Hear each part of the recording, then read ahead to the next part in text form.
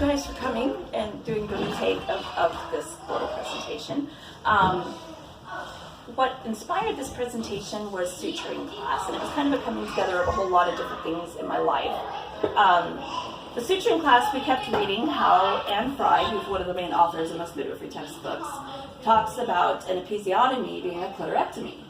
And so she doesn't use the word episiotomy, she uses the word clitorectomy because she feels like it's so violating and damages so much tissue that that's what it is. Because there's so many underlying structures to the vagina, and everybody looks at it and they're like, what do you mean clitorectomy? It's nowhere near the clitoris.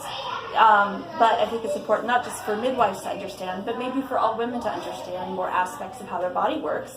And then the other aspect is, why do we have so much shame and difficulty in talking about it?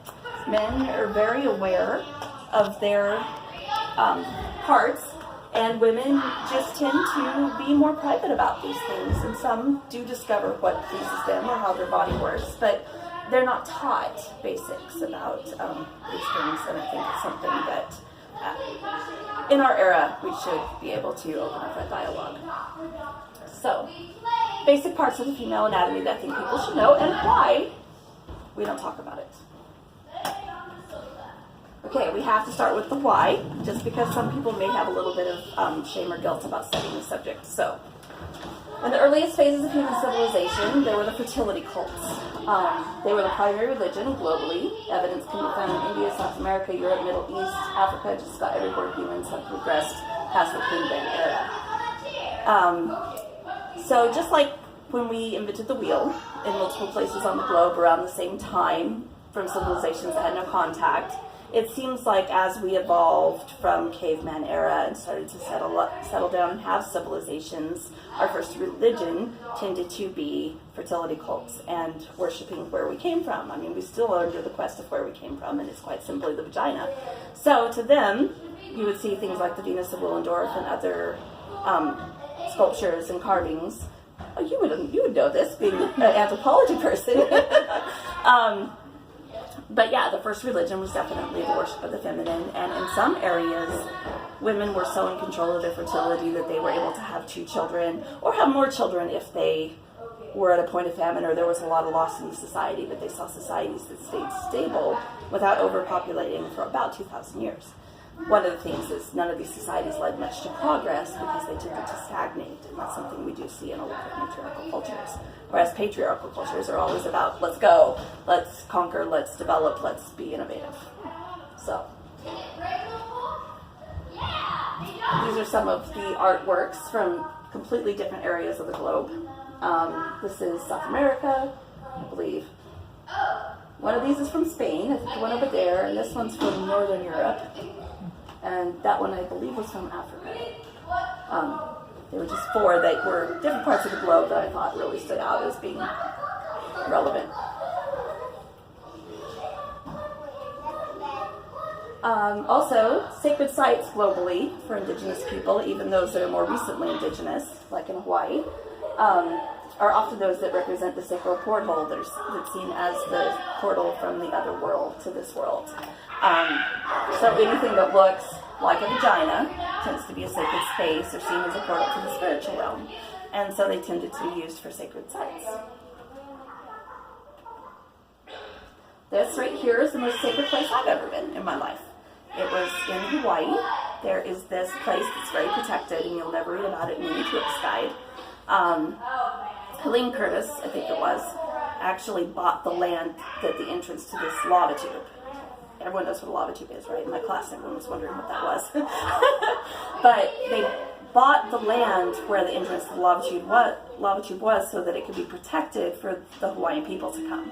And when you go to it, you see these trails through forest and brush, but they're well-worn trails, and they're still obviously being used with no signs or no directions or whatever, and you're going onto private land to get to them. That's just known that you can if you're with someone in the know, and that's why the land was bought to protect it. So you get to the entrance, and there's still these sacred seashells and stones from even some of the other islands and leis all at the entrance to this lava tube. And then it's about 1.5 to 2 mile hike up the lava tube. And so it's quite a journey, and it is rough and steep, and there's areas you have to climb, and it's ridiculous. especially if you imagine being a woman in labor hiking it. So then there's this area you get to where the whole passageway narrows, and there's this concrete and metal bars that have been put there by the Mormon church who bought the property right next to the land that Helene Curtis protected, because this was a sacred site that they wanted to keep from being available to people anymore, because, we can't have them practicing their old religions that, lead them away from God, so we need to close that off. Well, of course, the native people went and busted down the concrete and the metal bars even a mile up or two.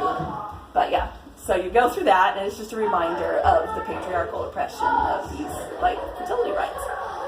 So you finally get there, and it opens up this beautiful cavern that has this area that's set up that I guess is the conception bed, and it has sacred shells and fresh lays and stuff all over it, and then one, and all in different forms of decay, and then another one that's set up like it was the birth bed with a little shelf above it where they would put the umbilical cords. So it's like this space, and you can tell no one's been birthed there for a while, but there's pretty obvious activity that there's been people there making babies. So if you walk up the side and you go to this little shelf up top, that's where the lava splashed down and made this vagina, this perfect yoni. And here is the introitus, and then here, and what you can't see is that there's even like a little niche here that looks like a clitoral hood, and it looks like there's an inner labia and an outer labia, and it's just like a perfectly, so it's Pele's vagina, which this is the island with the active volcano. So even this site with these recently, because the Hawaiian people were indigenous up until about the past 150 years. So we're able to go to an indigenous society that we still have the record for. And the type of their fertility cult was recent. So we turned off all the lights, and just being 2 miles up a lava tube in that level of darkness was just really intense. But then you realize all the things that taken place in this space.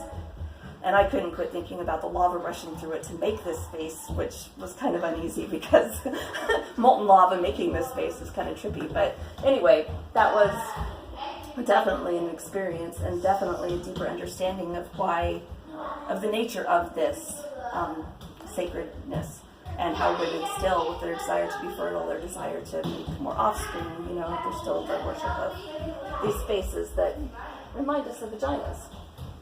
So what happened between the fertility cults and now? Well, first of all, back when we were hunter-gatherers, and a lot of the men were killed, hunting, whatever, or having to go away to get things, who the father was of the babies didn't really matter that much. We were a tribal community, and so survival of the tribe was what was imperative. It didn't matter, it's unknown if we didn't, you might know, but it's unknown really whether we didn't understand that sex created the babies, or that just when we became sexually active we got pregnant. I don't know if it was known that the sperm had anything to do with us getting pregnant in the beginning, but it was just the phenomenon that women got pregnant, women had the babies, women took care of the babies and took care of the whole tribe, and they went away and hunted and brought back meat. And we all survived together. But we moved away from the survival of the whole into the idea of these family units that wanted to attain property. And if you're at 5 minutes, you're just not completing it.